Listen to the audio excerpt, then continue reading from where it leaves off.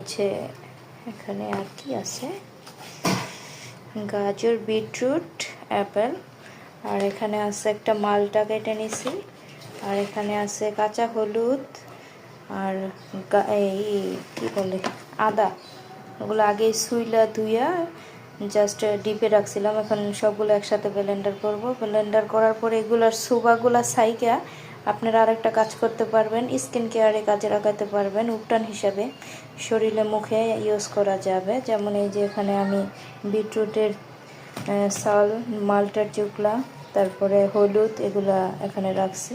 ও আরেকটা জিনিস বাকি আছে, আমি ফ্রিজে আমলখিও কাইটা রাখছি, আমলখিটাও দিব।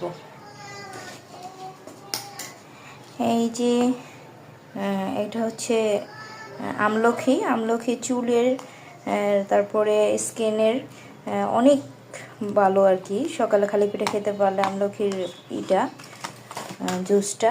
তো সবগুলো একসাথে ব্লেন্ডার করব। তারপরে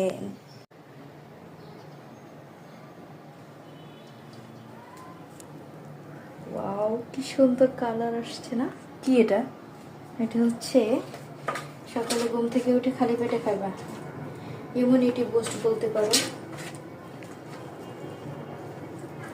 অনেক কিছু দিয়ে তৈরি এটা। এখানে আছে গোলমরিচ আর লবঙ্গ আর হলুদ, আদা আর মালটা।